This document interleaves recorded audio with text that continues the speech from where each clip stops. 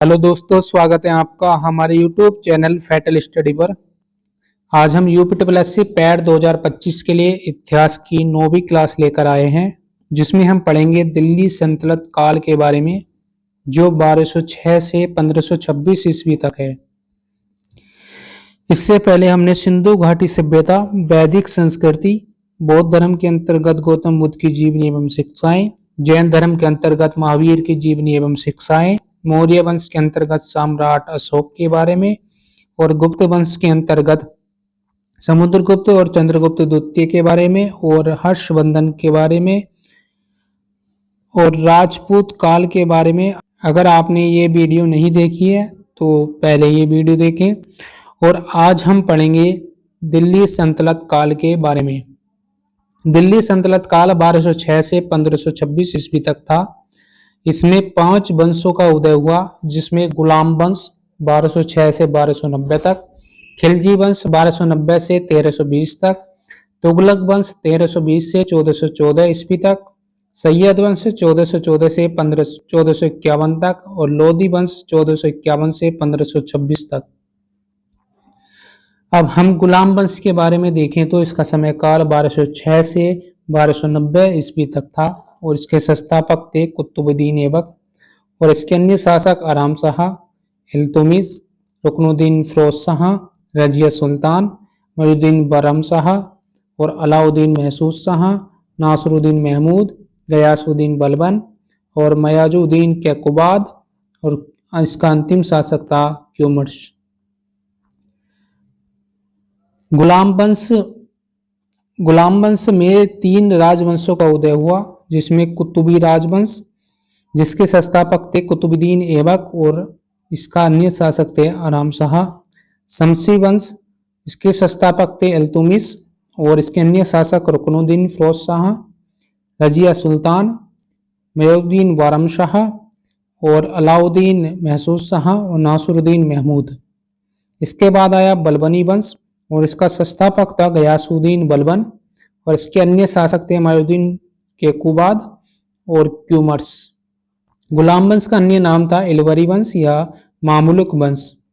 इसके संस्थापक थे कुतुबुद्दीन ऐबक, और वास्तविक संस्थापक था इल्तुतमिश। गुलाम वंश का अंतिम शासक था क्यूमर्स। अब हम देखते हैं कुतुबुद्दीन ऐबक के बारे में। कुतुबुद्दीन ऐबक तुर्क जनजाति का था, और इसके गुरु का नाम काजू फरुखुद्दीन अब्दुल अजीज कूफी था, जिससे इनने धनुर्विद्या, घोड़सवारी सीखी। कुतुबुद्दीन ऐबक ने कुरान पढ़ना सीखा, जिससे इसे कुरान खवा के नाम से जाना जाता है, और बाद में काजी ने इसे गजनी बाजार में गोरी को बेच दिया। मोहम्मद गोरी ने अमीर ए आखुर यानी कि शाही घुड़सवार का अधिकारी बनाया, और 1205 ईस्वी में खोखरों के विरुद्ध गोरी का इसने साथ दिया। कुतुबुद्दीन ऐबक का राज्य अभिषेक की बात करें तो इसका राज्य अभिषेक 25 जून 1206 ईस्वी में लाहौर में हुआ, और इसने अपना एक मुख्यालय इंद्रप्रस्थ में बनाया। कुतुबुद्दीन ऐबक शुरुआत में मलिक या सिपहसालार के पद पर रहा, और 1208 ईस्वी में गयासुद्दीन महमूद ने कुतुबुद्दीन ऐबक को दास से मुक्त देकर सुल्तान की उपाधि दी। कुतुबुद्दीन ऐबक को लाल बख्श यानी कि लाखों का दान करने वाला, पील बख्श यानी कि हाथियों का दान करने वाला के नाम से जाना जाता था।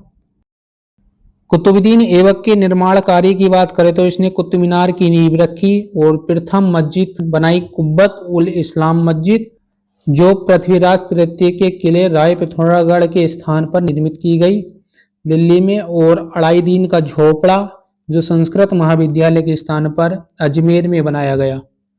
नालंदा विश्वविद्यालय को ध्वस्त करने वाला ऐबक का सहायक था बख्तियार खिलजी। कुतुबुद्दीन ऐबक की मृत्यु चौगान खेलते यानी कि पोलो खेलते हुए घोड़े से गिरकर हो गई। कुतुबुद्दीन ऐबक का मकबरा लाहौर में है, और कुतुबुद्दीन ऐबक के बाद आराम शाह शासक बना। आराम शाह के बाद इल्तुतमिश शासक बना, जो 1210 से 1236 ईस्वी तक था, और यह दिल्ली सल्तनत का वास्तविक संस्थापक था।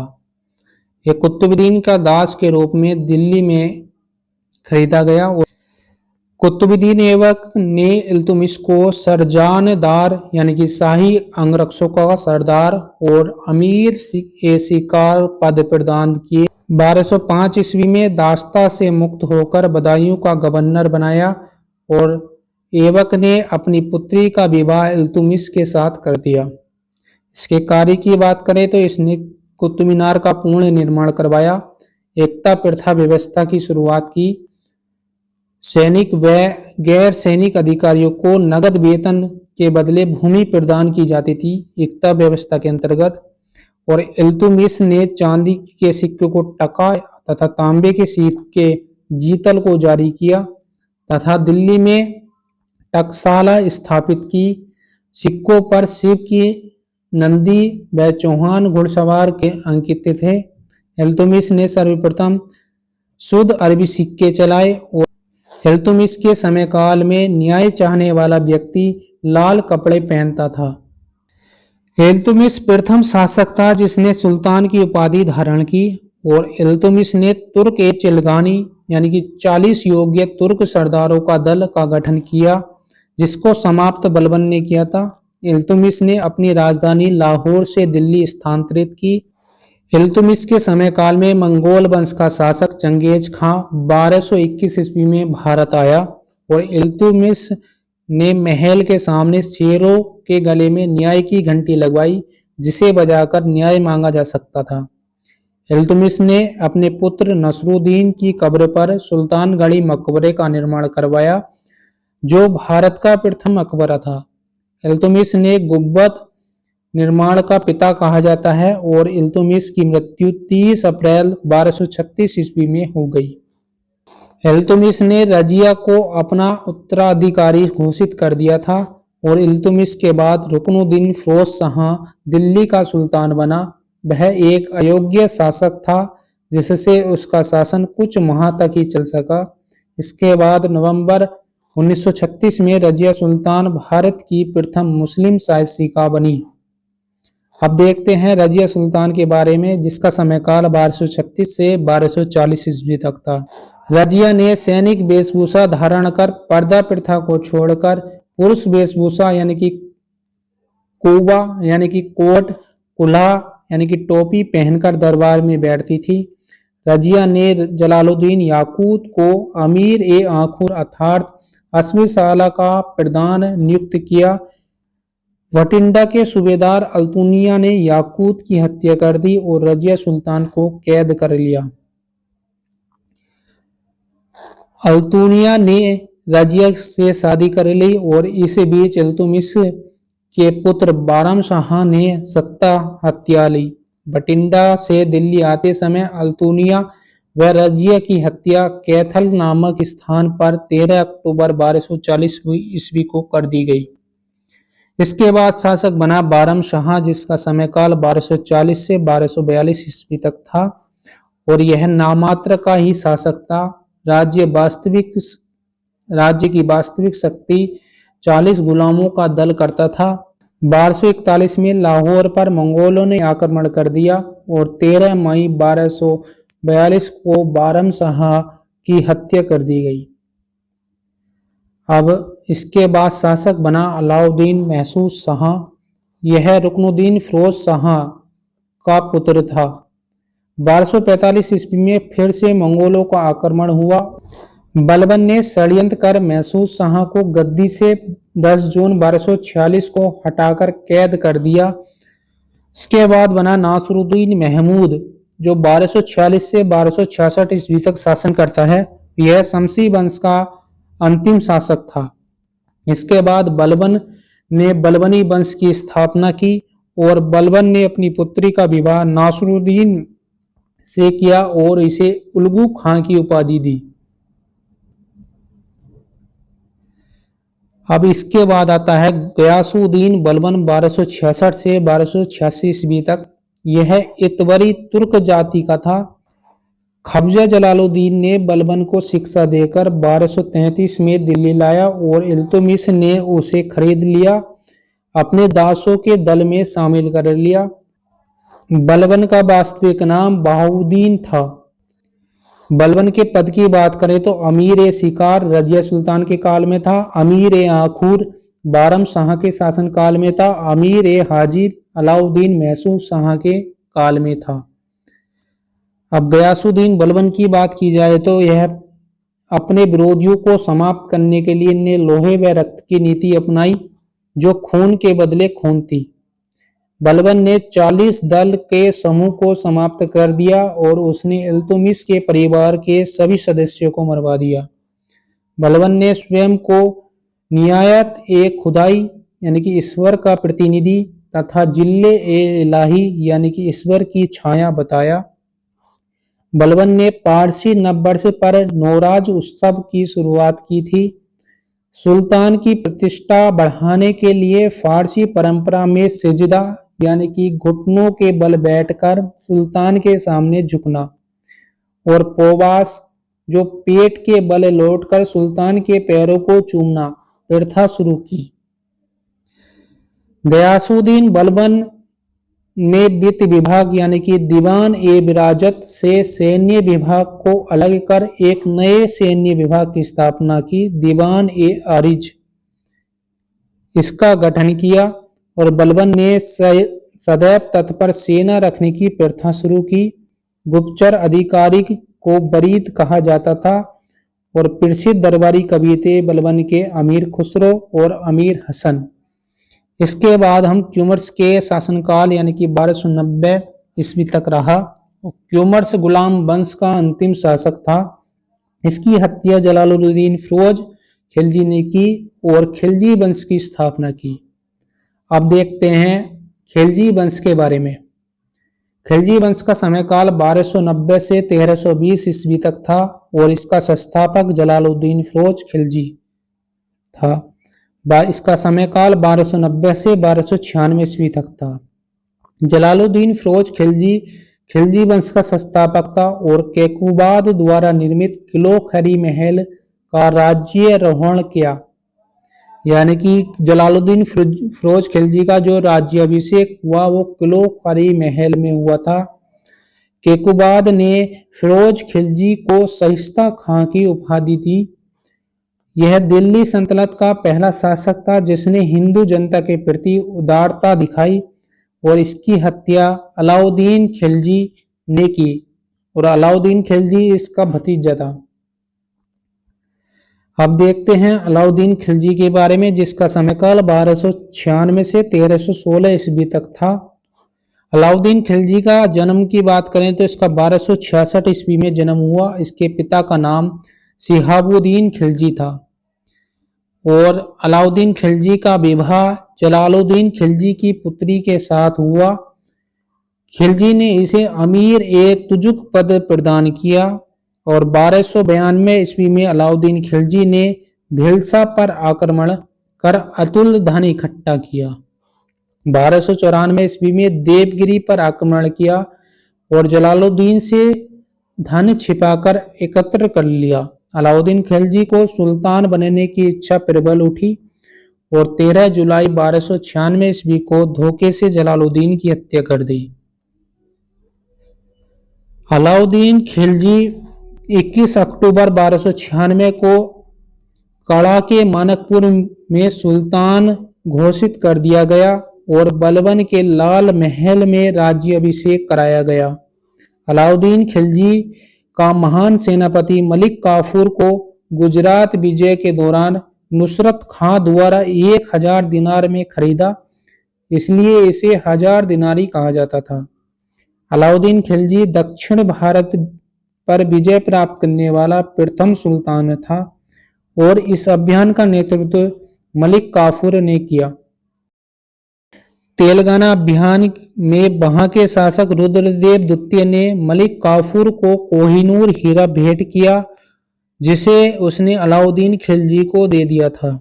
अलाउद्दीन खिलजी ने मंगोलों से निपटने के लिए बलबन की लोहे व रक्त की नीति अपनाई तथा इनसे बचने के लिए दिल्ली में सीरी को राजधानी बनाकर उसकी किलेबंदी करा दी। अलाउद्दीन द्वारा निर्माण कार्य की बात करें तो इन्होंने अलाई दरवाजा, हौज खास, सीरी फोर्ट, जमात खाना मस्जिद की निर्माण कराया। और इसकी उपाधि की बात करें तो सिकंदर ए सानी की इसे उपाधि दी गई। अलाउद्दीन खिलजी ने प्रथम स्थायी सेना का गठन किया और नगद वेतन देने की शुरुआत की। प्रथम बार घोड़े दागने की प्रथा, सैनिकों के लिए हुलिया प्रणाली और भूमि मापने के लिए बिस्बा और बाजार नियंत्रण प्रणाली की शुरुआत की। अलाउद्दीन ने शराब और अन्य मादक पदार्थों पर रोक लगा दी। अलाउद्दीन खिलजी ने राज्य उत्पाद या बिस्बा का आधा भाग मिलता था। इसके कर की बात करें तो घरी यानी कि गृह कर और चरी यानी कि चारागाह कर था। राजस्व एकत्र करने के लिए मुस्तक राज नामक अधिकारी को नियुक्त किया। अलाउद्दीन खिलजी के कवि की बात करें तो अमीर खुसरो व हसन दहलवी थे। अमीर खुसरो ने सितार का आविष्कार किया व वीणा को संशोधित किया। 4 जनवरी 1316 ईस्वी को अलाउद्दीन खिलजी का निधन हो गया और दिल्ली में जामा मस्जिद के बाहर उसके मकबरे में दफनाया गया। फिर उसके बाद खुसरो खां को देखते हैं। यह खिलजी वंश का अंतिम शासक था। इसने पैगंबर के सेनापति की उपाधि धारण की और इसने इस्लाम का शत्रु, इस्लाम खतरे में है नारे लगाए। अब देखते हैं तुगलक वंश 1320 से 1414 ईस्वी तक चला, जो दिल्ली सल्तनत काल का सबसे बड़ा वंश था, यानी कि सबसे समय तक चला। इसके संस्थापक की बात करें तो गयासुद्दीन तुगलक का समयकाल 1320 से 1325 ईस्वी तक चला। और गयासुद्दीन तुगलक के वास्तविक नाम की बात करें तो गाजी मलिक था। मंगोलों से पराजित होने के कारण मलिक उल गाजी के नाम से प्रसिद्ध हुआ। गयासुद्दीन तुगलक ने नहरों का निर्माण, अकाल संहिता का निर्माण करवाया। गयासुद्दीन तुगलक के पुत्र का नाम था जूना खां। इसने बारगल पर कब्जा कर और उसका नाम सुल्तानपुर रखा। अपना दक्षिण भारत में एक केंद्र बनाया सुल्तानपुर को। और बंगाल अभियान के बाद गयासुद्दीन ने शेख निजामुद्दीन को संदेश भेजा कि राजधानी में प्रवेश से पूर्व वह दिल्ली छोड़ दे। तो शेख का उत्तर था दिल्ली अभी दूर है। गयासुद्दीन 1325 ईस्वी में तुरित की विजय के पश्चात तुगलकाबाद के निकट अफगानपुर में सुल्तान की मृत्यु हो गई। अब देखते हैं मोहम्मद बिन तुगलक के बारे में, जिसका समयकाल 1325 से 1351 ईस्वी तक था, जिसका वास्तविक नाम जूना खां या उलुग खां था। इसे एक बुद्धिमान शासक और मूर्ख शासक दोनों के रूप में जाना जाता है। इसके अन्य नाम की बात करें तो इसे रक्त पिपासा यानी कि रक्त का प्यासा और परोपकारी, अति विरोधी का, विस्मयकारी मिश्रण आदि नामों से जाना जाता है। धार्मिक एवं न्यायिक मामलों से उलेमा का वर्चस्व समाप्त कर एक धर्मनिरपेक्ष राज्य की स्थापना की। मोहम्मद बिन तुगलक कृषि के विकास के लिए दीवान-ए-कोही की स्थापना की। मोहम्मद बिन तुगलक के समय काल में दिल्ली में प्लेग महामारी फैल गई। दिल्ली की हवा दूषित हो गई। इसी कारण मोहम्मद बिन तुगलक ने अंशकालिक समय के लिए दौलतपुर यानी कि देवगिरी को अपनी राजधानी बनाया। इसने सोने के सिक्के, दिनार तथा चांदी के सिक्के अदली को प्रचलित किया। मोहम्मद बिन तुगलक के समय काल में मोरक्को का एक यात्री इब्न बतूता भारत आया। इसे दिल्ली का काजी नियुक्त किया गया और इसकी पुस्तक थी किताब उल रहला। बरनी के अनुसार मोहम्मद बिन तुगलक ने 5 मुख्य योजनाओं का विशेष रूप से उल्लेख मिलता है, जिसमें पहली थी दोआब में कर वृद्धि करना, दूसरी थी देवगिरी यानी कि दौलताबाद को राजधानी बनाना, तीसरी थी सांकेतिक मुद्रा जारी करना, चौथी थी खसरा सारन पर आक्रमण करना। 5वीं थी करचिल की ओर अभियान करना। राजमंदी के अभिलेखों से जोना खां को दुनिया का खान कहा जाता है। फिरोज शाह तुगलक का समय काल की बात करें तो 1351 से 1388 ईस्वी तक था और मोहम्मद बिन तुगलक का यह चचेरा भाई था।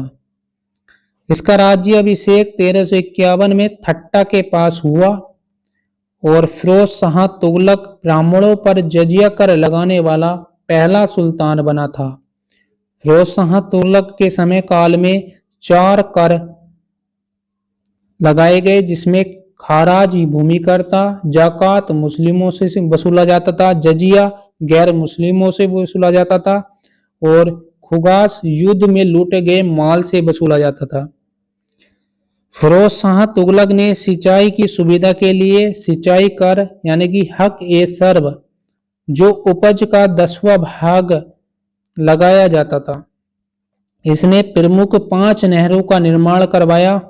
फिरोज शाह तुगलक ने 300 से अधिक नगरों का निर्माण करवाया, जिसमें हिसार, फिरोजाबाद, फतेहाबाद, फिरोज शाह कोटला और जौनपुर शामिल हैं। फिरोज शाह तुगलक के समय काल में आकाशीय बिजली से ध्वस्त होने के कारण कुतुब मीनार की 5वीं मंजिल का पुनः निर्माण करवाया।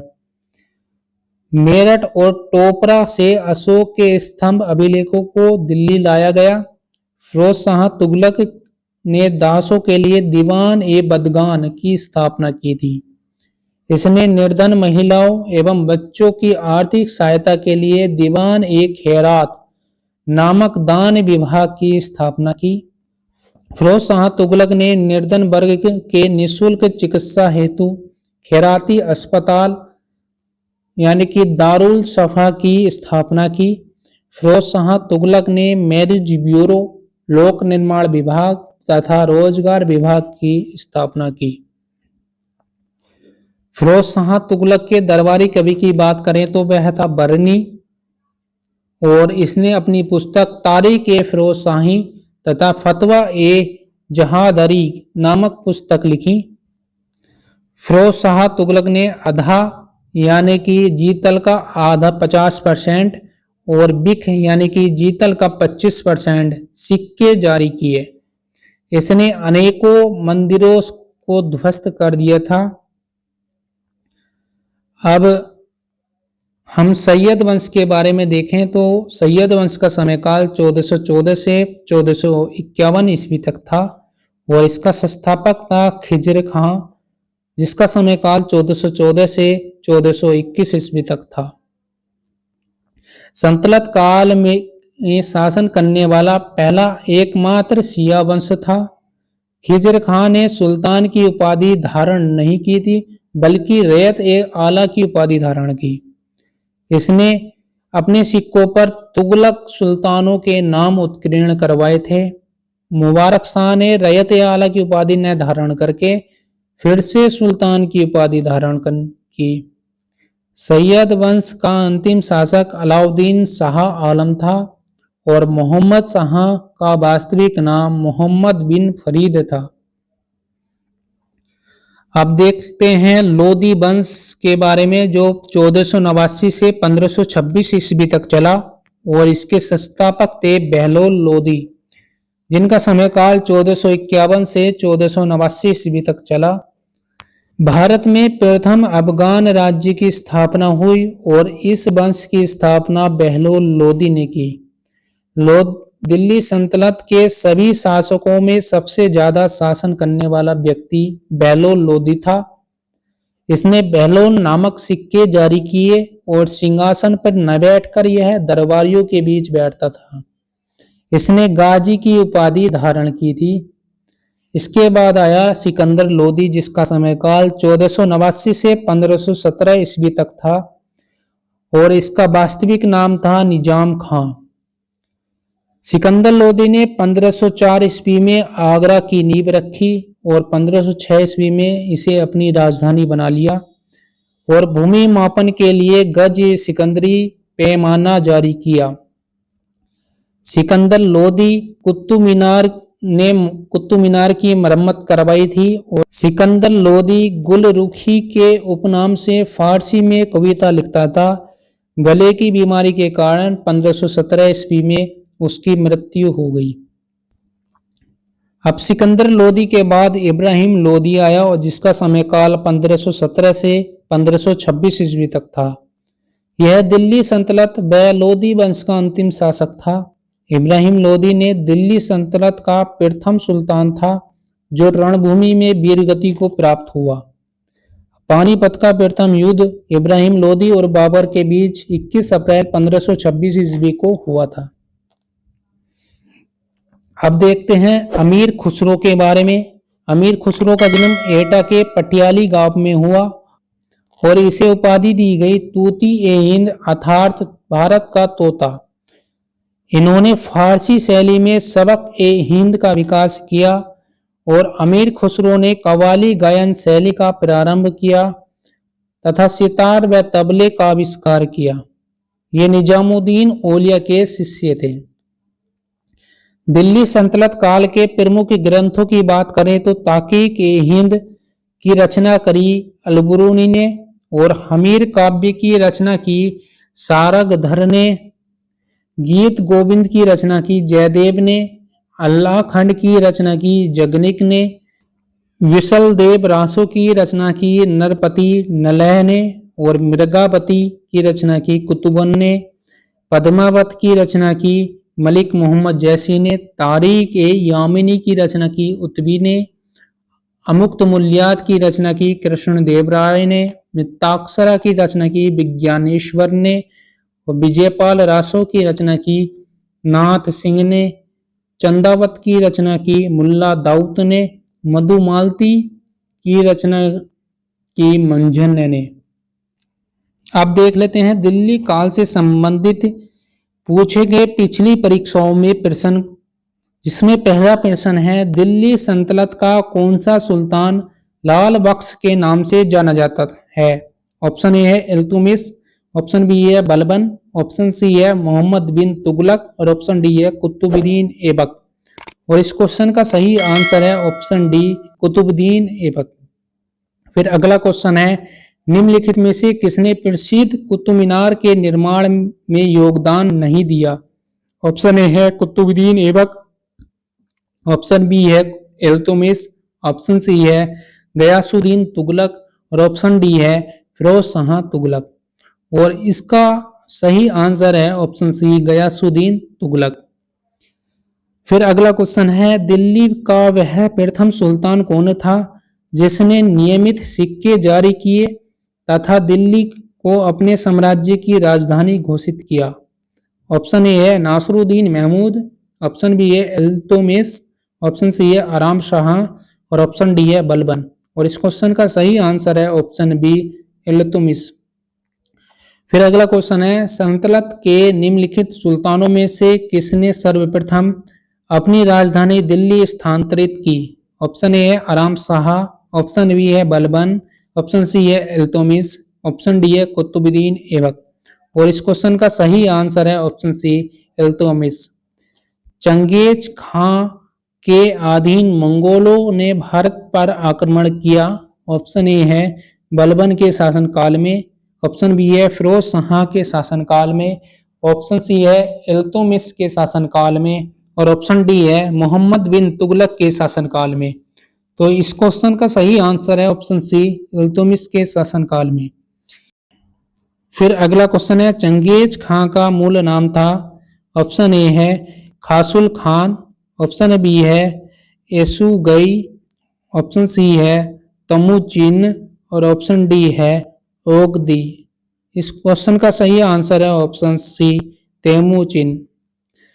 फिर अगला क्वेश्चन है इल्तुतमिश ने बिहार में अपना प्रथम सूबेदार नियुक्त किया था। ऑप्शन ए है एबाज, ऑप्शन बी है नासरुद्दीन महमूद, ऑप्शन सी है अली मर्दान और ऑप्शन डी है मलिक जानी। और इस क्वेश्चन का सही आंसर है ऑप्शन डी मलिक जानी। फिर अगला क्वेश्चन है किस दिल्ली सुल्तान ने रक्त व लोहे की नीति अपनाई। ऑप्शन ए है इल्तुतमिश, ऑप्शन बी है बलबन, ऑप्शन सी है अलाउद्दीन खिलजी ऑप्शन डी है मोहम्मद बिन तुगलक, और ऑप्शन ई है उपयुक्त में से कोई नहीं या उपयुक्त में से एक से अधिक। और इस क्वेश्चन का सही आंसर है ऑप्शन बी बलबन। फिर अगला क्वेश्चन है दिल्ली के किस सुल्तान ने सिकंदर शानी की मनोउपाधि धारण की थी? ऑप्शन ए है बलबन, ऑप्शन बी है अलाउद्दीन खिलजी, ऑप्शन सी है मोहम्मद बिन तुगलक और ऑप्शन डी है सिकंदर लोदी। और इस क्वेश्चन का सही आंसर है ऑप्शन बी अलाउद्दीन खिलजी। फिर अगला क्वेश्चन है निम्नलिखित में से कौन सा कथन बलबन के संबंध में सही नहीं है? ऑप्शन ए है उसने नियमत एक खुदाई के सिद्धांत का प्रतिपादन किया, ऑप्शन बी है उसने इक्तेदारी प्रथा का प्रारंभ किया, ऑप्शन सी है उसने तुर्कान ए चिल्लह गानी का प्रभाव को समाप्त कर दिया, ऑप्शन डी है उसने बंगाल के विद्रोह को ऑप्शन डी है उसने बंगाल के विद्रोह का दमन कर दिया।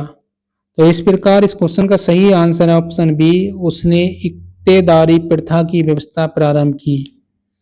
फिर अगला क्वेश्चन है निम्नलिखित सुल्तानों में से किसने गढ़गुमतेश्वर की मस्जिद की दीवारों पर अपने शिलालेख में स्वयं को खलीफा का सहायक कहा? ऑप्शन ए है बलबन, ऑप्शन बी है केकुबाद, ऑप्शन सी है जलालुद्दीन खिलजी और ऑप्शन डी है उपयुक्त में से कोई नहीं। तो इस प्रकार इस क्वेश्चन का सही आंसर है ऑप्शन ए बलबन। फिर अगला क्वेश्चन है रानी पद्मिनी का नाम अलाउद्दीन की चित्तौड़ विजय से जोड़ा जाता है, उनके पति का नाम है? ऑप्शन ए है महाराणा प्रताप, ऑप्शन बी है रणजीत सिंह, ऑप्शन सी है राजा मान सिंह और ऑप्शन डी है राणा रतन सिंह। तो इस क्वेश्चन का सही आंसर है ऑप्शन डी राणा रतन सिंह। फिर अगला क्वेश्चन है कौन सा सुल्तान नया धर्म चलाना चाहता था किंतु उलेमा लोगों ने उसका विरोध किया? ऑप्शन ए है बलबन, ऑप्शन बी है अलाउद्दीन, ऑप्शन सी है मोहम्मद बिन तुगलक, ऑप्शन डी है इल्तुतमिश। और इस क्वेश्चन का सही आंसर है ऑप्शन बी अलाउद्दीन। फिर अगला क्वेश्चन है अलाउद्दीन खिलजी के आक्रमण के समय देवगिरी का शासक कौन था? ऑप्शन ए है चंद्रदेव, ऑप्शन ए है रामचंद्रदेव, ऑप्शन बी है प्रताप रुद्रदेव, ऑप्शन सी है मलिक काफूर और ऑप्शन डी है राणा रतन सिंह। तो इस क्वेश्चन का सही आंसर है ऑप्शन ए रामचंद्रदेव। फिर अगला क्वेश्चन है किस सुल्तान के काल में खलीसा भूमि अधिक पैमाने में विकसित हुई? ऑप्शन ए है गयासुद्दीन बलबन, ऑप्शन बी है अलाउद्दीन खिलजी, ऑप्शन सी है मोहम्मद बिन तुगलक और ऑप्शन डी है फिरोज शाह तुगलक। और इस क्वेश्चन का सही आंसर है option B Alauddin Khilji.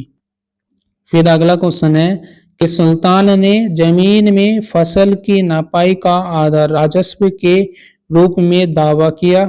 Option A है इल्तुतमिश, ऑप्शन बी है बलबन, ऑप्शन सी है अलाउद्दीन खिलजी, ऑप्शन डी है मोहम्मद बिन तुगलक और ऑप्शन ई है उपयुक्त में से कोई नहीं या उपयुक्त में से एक से अधिक।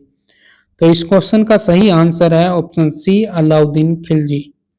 फिर अगला क्वेश्चन है निम्न में से किस सुल्तान ने बाजार सुधार लागू किए थे? ऑप्शन ए है जलालुद्दीन ने, ऑप्शन बी है अलाउद्दीन खिलजी ने, ऑप्शन सी है मोहम्मद तुगलक ने, ऑप्शन डी है बलबन ने। तो इस क्वेश्चन का सही आंसर है ऑप्शन बी अलाउद्दीन खिलजी ने। फिर अगला क्वेश्चन है सल्तनत काल में सार्वजनिक वितरण प्रणाली किसने प्रारंभ की? ऑप्शन ए है अलाउद्दीन खिलजी, ऑप्शन बी है सिकंदर लोदी, ऑप्शन सी है मोहम्मद बिन तुगलक, ऑप्शन डी है फिरोज शाह तुगलक और ऑप्शन ई है उपयुक्त में से कोई नहीं या उपयुक्त में से एक से अधिक। इस क्वेश्चन का सही आंसर है ऑप्शन ए अलाउद्दीन खिलजी। फिर अगला क्वेश्चन है घड़ी अथवा गृह कर लगाने वाला दिल्ली का प्रथम सुल्तान कौन था? ऑप्शन ए है बलबन, ऑप्शन बी है अलाउद्दीन खिलजी, ऑप्शन सी है मोहम्मद बिन तुगलक और ऑप्शन डी है फिरोज शाह तुगलक। इस क्वेश्चन का सही आंसर है ऑप्शन बी अलाउद्दीन खिलजी। अलाउद्दीन खिलजी द्वारा लगाए गए दो नवीन कर थे घड़ी कर जो घरों की झोपड़ियों पर लगाया जाता था और चराई कर जो दारू पशुओं पर लगाया जाता था। फिर अगला क्वेश्चन है 1306 ईस्वी के बाद अलाउद्दीन खिलजी के समय में दिल्ली के सुल्तान तथा मंगोलों के बीच सीमा क्या थी? ऑप्शन ए है ब्यास, ऑप्शन बी है रावी नदी, ऑप्शन सी है सिंधु नदी और ऑप्शन डी है सतलज नदी। और इस क्वेश्चन का सही आंसर है ऑप्शन बी रावी नदी। फिर अगला क्वेश्चन है दिल्ली सल्तनत के किस शासक ने अपने आप को खलीफा घोषित कर दिया? ऑप्शन ए है बलबन, ऑप्शन बी है अलाउद्दीन खिलजी, ऑप्शन सी है मुबारक खिलजी, ऑप्शन डी है मोहम्मद बिन तुगलक। और इस क्वेश्चन का सही आंसर है ऑप्शन सी मुबारक खिलजी। फिर अगला क्वेश्चन है कृषि को समुन्नत करने के लिए नहर खुदवाने के संदर्भ में 13वीं शताब्दी का निम्नलिखित में से पहला शासक होने का श्रेय किसे जाता है? ऑप्शन ए है बलबन को, ऑप्शन बी है इल्तुतमिश को, ऑप्शन सी है गयासुद्दीन तुगलक को, ऑप्शन डी है रजिया बेगम को। इस क्वेश्चन का सही आंसर है ऑप्शन सी गयासुद्दीन तुगलक को। अगला क्वेश्चन है अलाउद्दीन खिलजी ने निम्न सेना अध्यक्षों में से कौन सा तुगलक वंश का प्रथम सुल्तान बना? ऑप्शन ए है गाजी मलिक, ऑप्शन बी है मलिक काफूर, ऑप्शन सी है जफर खां, ऑप्शन डी है उबेक खां। तो इस क्वेश्चन का सही आंसर है ऑप्शन ए गाजी मलिक। फिर अगला क्वेश्चन है दिल्ली सल्तनत का सर्वाधिक विद्वान शासक जो खगोल शास्त्र, गणित एवं आयुर्वेद सहित अनेक विद्याओं में माहिर था? ऑप्शन ए है इल्तुतमिश, ऑप्शन बी है अलाउद्दीन खिलजी, ऑप्शन सी है मोहम्मद बिन तुगलक और ऑप्शन डी है सिकंदर लोदी। तो इस क्वेश्चन का सही आंसर है ऑप्शन सी मोहम्मद बिन तुगलक। फिर अगला क्वेश्चन है भारत में सर्वप्रथम सांकेतिक मुद्रा का प्रचलन किया था? ऑप्शन ए है अकबर ने, ऑप्शन बी है अलाउद्दीन खिलजी ने, ऑप्शन सी है बहलोल लोदी ने, ऑप्शन डी है मोहम्मद बिन तुगलक ने। इस क्वेश्चन का सही आंसर है ऑप्शन डी मोहम्मद बिन तुगलक ने। दीवान ए कोही किससे संबंधित है? ऑप्शन ए है मोहम्मद बिन तुगलक से, ऑप्शन बी है फिरोज शाह तुगलक से, ऑप्शन सी है अकबर से और ऑप्शन डी है अलाउद्दीन से। तो इस क्वेश्चन का सही आंसर है ऑप्शन ए मोहम्मद तुगलक से। फिर अगला क्वेश्चन है किसने सल्तनत काल में डाक व्यवस्था को विस्तृत विवरण दिया है? ऑप्शन ए अमीर खुसरो, ऑप्शन बी है इब्न बतूता, ऑप्शन सी है सुल्तान फिरोज शाह और ऑप्शन डी है जियाउद्दीन बरनी। और इस क्वेश्चन का सही आंसर है ऑप्शन बी इब्न बतूता ने। फिर अगला क्वेश्चन है इतिहासकार बदायूनी ने किसकी मृत्यु पर कहा कि सुल्तान को अपनी प्रजा से और प्रजा को सुल्तान से मुक्ति मिल गई? ऑप्शन ए है अलाउद्दीन खिलजी, ऑप्शन बी है बलबन, ऑप्शन सी है इल्तुतमिश और ऑप्शन डी है मोहम्मद बिन तुगलक। और इस क्वेश्चन का सही आंसर है ऑप्शन डी मोहम्मद बिन तुगलक। फिर अगला क्वेश्चन है बेरोजगारों के सहायतार्थ दिल्ली के निम्नलिखित सुल्तानों में से किसने रोजगार कार्यालय की स्थापना की थी? ऑप्शन ए है बलबन, ऑप्शन बी है अलाउद्दीन खिलजी ने, ऑप्शन सी है मोहम्मद बिन तुगलक ने, ऑप्शन डी है फिरोज शाह तुगलक ने। और इस क्वेश्चन का सही आंसर है ऑप्शन डी फिरोज शाह तुगलक ने। फिर अगला क्वेश्चन है होली त्योहारों के सार्वजनिक उत्सव में भाग लेने वाला दिल्ली सल्तनत का प्रथम सुल्तान कौन था? ऑप्शन ए है फिरोज शाह तुगलक, ऑप्शन बी है मोहम्मद बिन तुगलक, ऑप्शन सी है सिकंदर लोदी और ऑप्शन डी है इब्राहिम लोदी। और इस क्वेश्चन का सही आंसर है ऑप्शन बी मोहम्मद बिन तुगलक। फिर अगला क्वेश्चन है दिल्ली का सुल्तान जो दान दक्षिणा के बारे में काफी ध्यान रखता था और इसके लिए एक विभाग दीवान ए खैरात स्थापित किया, वह था? ऑप्शन ए है इल्तुतमिश, ऑप्शन बी है फिरोज शाह तुगलक, ऑप्शन सी है गयासुद्दीन शाह और ऑप्शन डी है बहलोल लोदी। और इस क्वेश्चन का सही आंसर है ऑप्शन बी फिरोज शाह तुगलक। फिर अगला क्वेश्चन है निम्नलिखित में से किस सुल्तान के दरबार में सबसे अधिक गुलाम थे? ऑप्शन ए है बलबन, ऑप्शन बी है अलाउद्दीन खिलजी, ऑप्शन सी है मोहम्मद बिन तुगलक और ऑप्शन डी है फिरोज शाह तुगलक। और इस क्वेश्चन का सही आंसर है ऑप्शन डी फिरोज शाह तुगलक। फिरोज शाह तुगलक को दासों का बहुत शौक था। उसके दासों की संख्या लगभग 1,80,000 तक पहुंच गई थी। उनकी देखभाल के लिए पृथक विभाग यानी कि दीवान ए बदगान का गठन किया। उन दासों की शिक्षा का पूर्ण ध्यान रखा जाता था। प्रत्येक दास को 10 से 100 टके के बीच वेतन मिलता था। कभी कभी जागीरें भी मिलती थी और फिरोज शाह को यह शौक राज्य का हानिकारक सिद्ध हुआ। फिर अगला क्वेश्चन है, हक ए सर्ब अथवा सिंचाई कर लगाने वाला दिल्ली का प्रथम सुल्तान था। ऑप्शन ए है अलाउद्दीन खिलजी, ऑप्शन बी है गयासुद्दीन तुगलक, ऑप्शन सी है मोहम्मद बिन तुगलक और ऑप्शन डी है फिरोज शाह तुगलक। और इस क्वेश्चन का सही आंसर है ऑप्शन डी फिरोज शाह तुगलक। फिर अगला क्वेश्चन है, दिल्ली के किस सुल्तान ने इस उद्देश्य से एक अनुवाद विभाग की स्थापना की कि उससे दोनों संप्रदाय के लोगों में एक दूसरे के विचारों की समझ बेहतर हो सके। Option A Alauddin Khilji, option B है फिरोज शाह तुगलक, ऑप्शन सी है इल्तुतमिश, ऑप्शन डी है सिकंदर लोदी। और इस क्वेश्चन का सही आंसर है ऑप्शन बी फिरोज शाह तुगलक। फिर अगला क्वेश्चन है, राज्य के खर्च पर हज की व्यवस्था करने वाला पहला शासक था। ऑप्शन ए है अलाउद्दीन खिलजी, ऑप्शन बी है फिरोज तुगलक, ऑप्शन सी है अकबर और ऑप्शन डी है औरंगजेब। और इस क्वेश्चन का सही आंसर है ऑप्शन बी फिरोज तुगलक। राज्य की खर्च पर हज की व्यवस्था करने वाला पहला भारतीय शासक फिरोज शाह तुगलक था।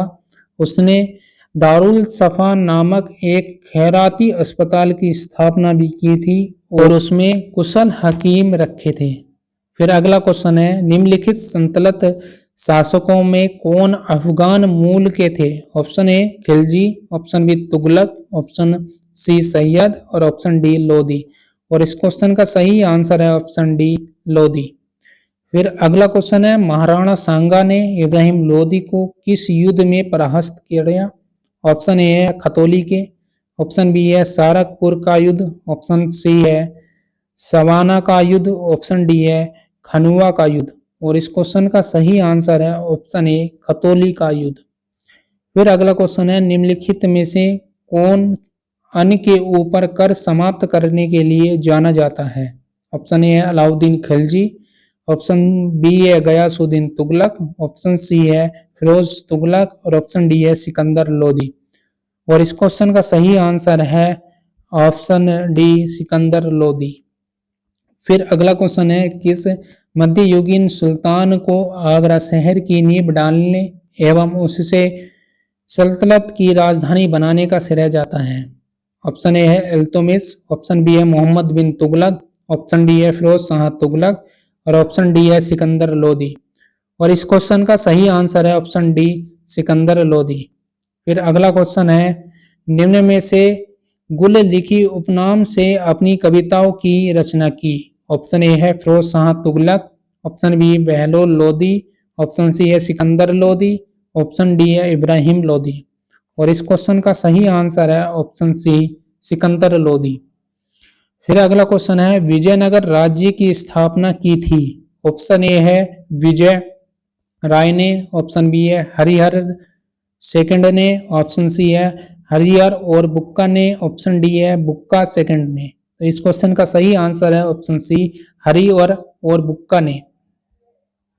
विजयनगर साम्राज्य की स्थापना हरिहर और बुक्का ने 1336 ईस्वी में की थी।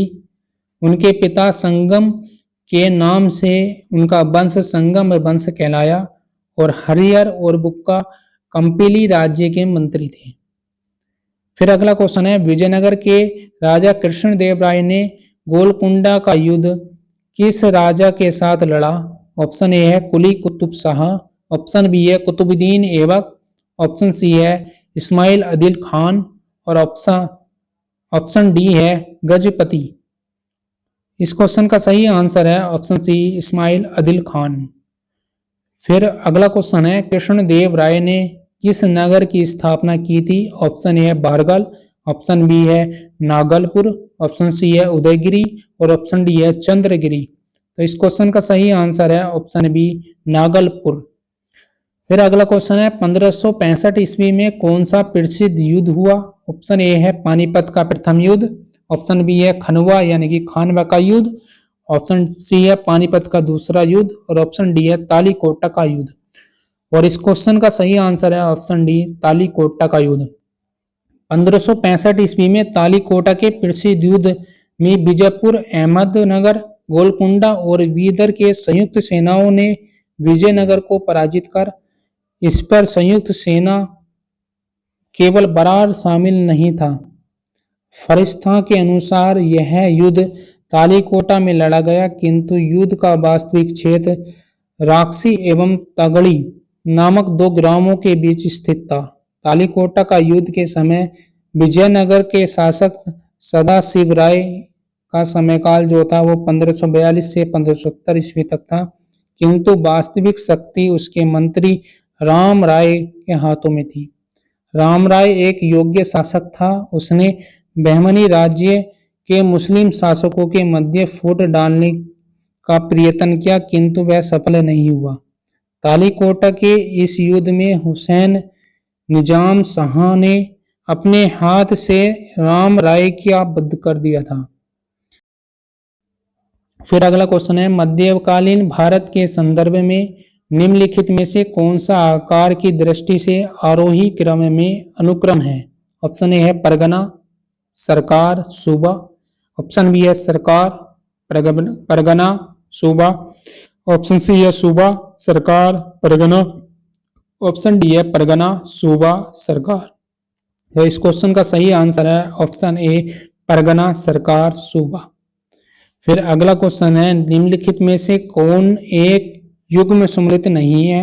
ऑप्शन ए है दीवान ए मुख्तराज अलाउद्दीन खिलजी से संबंधित है, ऑप्शन बी है दीवान ए अमीर कोही मोहम्मद बिन तुगलक से संबंधित है, ऑप्शन सी है दीवान ए खैरात फिरोज शाह तुगलक से संबंधित है और ऑप्शन डी है दीवान ए रियासत ऑफ बलबन से संबंधित है। तो इस क्वेश्चन का सही आंसर है ऑप्शन डी दीवान ए रियासत बलबन से संबंधित नहीं है। तो दीवान ए मुख्तराज अलाउद्दीन खिलजी से संबंधित है, यह राजस्व विभाग था, और दीवान ए कोही मोहम्मद बिन तुगलक से संबंधित है, यह कृषि विभाग था, और दीवान ए खैरात फिरोज शाह तुगलक से संबंधित है, यह दान विभाग था, और दीवान ए रियासत अलाउद्दीन खिलजी से संबंधित है, यह बाजार नियंत्रण विभाग था। फिर अगला क्वेश्चन है भारत में प्रथम मकबरा जो शुद्ध इस्लामी शैली में निर्मित हुआ था। ऑप्शन ए है हुमायूं मकबरा, ऑप्शन बी है बलबन का मकबरा, ऑप्शन सी है ऐबक का मकबरा और ऑप्शन डी है अलाउद्दीन का मकबरा। और इस क्वेश्चन का सही आंसर है ऑप्शन बी बलबन का मकबरा। फिर अगला क्वेश्चन है घोड़े के नाल के आकार में मेहराब सर्वप्रथम प्रयोग में लाई गई थी। ऑप्शन ए है इल्तुतमिश के मकबरे में, ऑप्शन बी है गयासुद्दीन तुगलक के मकबरे में, ऑप्शन सी है अलाई दरवाजे में और ऑप्शन डी है कुब्बत उल इस्लाम मस्जिद में। और इस क्वेश्चन का सही आंसर है ऑप्शन सी अलाई दरवाजे में। फिर अगला क्वेश्चन है चित्तौड़ का कीर्ति स्तंभ यानी कि विजय स्तंभ निर्मित हुआ था किसके शासनकाल में। ऑप्शन ए है राणा कुंभा के, ऑप्शन बी है राणा अमीर के, ऑप्शन सी है राणा रतन सिंह के, ऑप्शन डी है राणा संग्राम सिंह के। और इस क्वेश्चन का सही आंसर है ऑप्शन ए राणा कुंभा के। फिर अगला क्वेश्चन है किताब उल हिंद रचना के प्रसिद्ध लेखक का क्या नाम था। ऑप्शन ए है हसन निजामी, ऑप्शन बी है मनहाज उस सिराज, ऑप्शन सी है अलबरूनी और ऑप्शन डी है शम्स ए सिराज अफीफ। इस प्रकार इस क्वेश्चन का सही आंसर है ऑप्शन सी अलबरूनी। अगला क्वेश्चन है अमीर खुसरो ने किसके विकास में अग्रगामी की भूमिका निभाई। ऑप्शन ए है ब्रजभाषा, ऑप्शन बी है अवधी, ऑप्शन सी है खड़ी बोली और ऑप्शन डी है भोजपुरी। तो इस प्रकार इस क्वेश्चन का सही आंसर है ऑप्शन सी खड़ी बोली। खुसरो ने विभिन्न भारतीय बोलचाल की भाषाओं को सीखा, विशेषतः हिंदी जिससे वह सर्वाधिक प्रेम करता था। खुसरो पहला मुसलमान था जिसने भारतीय होने का दावा किया और वह स्वयं को कहता है कि मैं तुर्की, भारतीय और हिंदी बोलता हूँ। उसने खड़ी बोली का विकास में अग्रगामी की भूमिका निभाई। फिर अगला क्वेश्चन है, नई फारसी काव्य शैली सबक ए हिंदी अथवा हिंदुस्तानी शैली का जन्मदाता थे। ऑप्शन ए है जियाउद्दीन बरनी, ऑप्शन बी है अफीक, ऑप्शन सी है इसामी, ऑप्शन डी है अमीर खुसरो। तो इस क्वेश्चन का सही आंसर है ऑप्शन डी अमीर खुसरो। फिर अगला क्वेश्चन है, निम्नलिखित में से दिल्ली सल्तनत के किस सुल्तान के शासनकाल में शाही महलों में हिंदू देवी देवताओं की पूजा होती थी। ऑप्शन ए है कुतुबुद्दीन मुबारक खिलजी, ऑप्शन बी है नासरुद्दीन महमूद, ऑप्शन सी है नासरुद्दीन खुसरो शाह और ऑप्शन डी है अलाउद्दीन महसूद शाह। और इस क्वेश्चन का सही आंसर है ऑप्शन डी अलाउद्दीन महसूद शाह। फिर अगला क्वेश्चन है, निम्नलिखित में से किस प्रथा की शुरुआत राजपूतों के समय में हुई। ऑप्शन ए है सती प्रथा, ऑप्शन बी है बाल विवाह, ऑप्शन सी है जौहर प्रथा और ऑप्शन डी है इनमें से कोई नहीं। और इस क्वेश्चन का सही आंसर है ऑप्शन सी जौहर प्रथा। फिर अगला क्वेश्चन है, मध्यकालीन भारतीय इतिहास में पनाही तथा उपपनाह का उल्लेख किस संदर्भ में मिलता है। ऑप्शन ए है वस्त्र के, ऑप्शन बी आभूषण के, ऑप्शन सी के आवास के और ऑप्शन डी है जूता के। और इस क्वेश्चन का सही आंसर है ऑप्शन डी जूता के। फिर अगला क्वेश्चन है, जौनपुर नगर निम्नलिखित में से किसकी स्मृति में स्थापित किया गया। ऑप्शन ए है गयासुद्दीन तुगलक, ऑप्शन बी है मोहम्मद बिन तुगलक, ऑप्शन सी है फिरोज शाह और ऑप्शन डी है अकबर। और इस क्वेश्चन का सही आंसर है ऑप्शन बी मोहम्मद बिन तुगलक। जौनपुर शहर की स्थापना फिरोज शाह तुगलक ने अपने चचेरे भाई जोना खां यानी कि मोहम्मद बिन तुगलक की स्मृति में की थी। सुल्तान महमूद शाह द्वितीय के शासनकाल 1394 में जौनपुर एकमात्र स्वतंत्र राज्य बना। इसका संस्थापक मलिक सरवर था जिसने स्वतंत्र सरकी राज्य की स्थापना की। मलिक सरवर महमूद शाह द्वितीय का दास था। सुल्तान ने उस मलिक उर्स सर्क यानी कि पूर्व का स्वामी तथा कब्जा ए जहां की उपाधि प्रदान की। फिर अगला क्वेश्चन है, बहमनी राज्य की स्थापना की थी। ऑप्शन ए है अलाउद्दीन हसन ने, ऑप्शन बी है अली आबिद शाह ने, ऑप्शन सी है हुसैन निजाम शाह ने, ऑप्शन डी है मुजहिद शाह ने। और इस क्वेश्चन का सही आंसर है ऑप्शन ए अलाउद्दीन हसन शाह।